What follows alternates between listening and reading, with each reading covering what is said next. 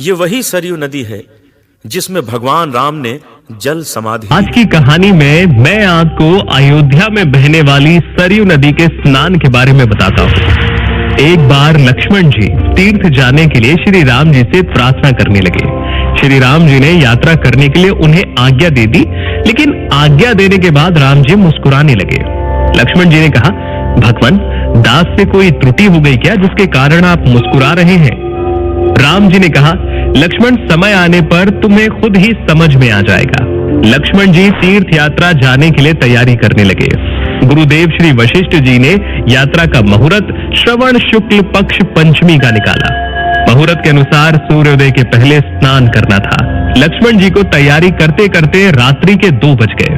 लक्ष्मण जी सोचने लगे, आज प्रातः 5 बजे यात्रा करनी है, यदि अब विश्राम करूंगा तो विलंब हो जाएगा। अब ब्रह्म मुहूर्त भी होने लगा है, अतः पहले जाकर श्री सरयू जी का स्नान कर लेता हूँ। ऐसा निश्चय करके स्नान करने के लिए लक्ष्मण जी सरयू के किनारे पधारे। वहां बहुत प्रकाश हो रहा था। राजघाट पर हजारों राजा महाराजा स्नान कर रहे थे और संध्या करके आकाश मार्ग से चले जा रहे थे। लक्ष्मण जी सोचने लगे, कोई उत्सव विशेष नहीं, फिर इस ब्रह्म बेला में इतनी भीड़ कैसे इकट्ठा हो गई? लक्ष्मण जी ये दृश्य देखकर वापस लौट आए। राम जी ने उनसे पूछा, लक्ष्मण, आज आपके तीर्थ यात्रा जाने का मुहूर्त था, परंतु अभी तक आपने स्नान नहीं किया। लक्ष्मण जी ने कहा, भगवान, आज मैंने एक आश्चर्यजनक घटना सरयू जी के किनारे देखी और राम जी को उन्होंने पूरी घटना सुना दी। राम जी ने कहा, लक्ष्मण, आपने उन लोगों से पूछा नहीं कि आप कौन हैं और कहां से पधारे हैं? लक्ष्मण जी ने कहा, भगवान, यहाँ तो दास से बड़ी भूल हो गई। मैं संकोचवश किसी से भी कुछ पूछ नहीं सका क्योंकि वहाँ हजारों लोग स्नान कर रहे थे। आज मैं पुनः जाऊंगा और सबसे परिचय पूछूंगा। लक्ष्मण जी पुनः गए। देखते हैं कि कल की तरह हजारों लोग स्नान कर रहे हैं, लेकिन कोई किसी से बोलता नहीं है। लक्ष्मण जी हाथ जोड़कर प्रणाम करते हुए बोले, भगवान, आप लोगों का परिचय जानना चाहता हूँ। हजारों राजाओं ने कहा, हम लोग काशी, गया, जगन्नाथ, बद्रीनाथ, केदारनाथ, रामेश्वरम और द्वारिकापुरी आदि 68 करोड़ तीर्थ देवताओं का रूप धारण करके यहाँ नित्य प्रति श्री अयोध्या का दर्शन एवं सरयू जी का स्नान करने आते हैं। इसके बाद लक्ष्मण जी महिलाओं के घाट पर गए और उन्होंने उन माताओं को प्रणाम करते हुए पूछा।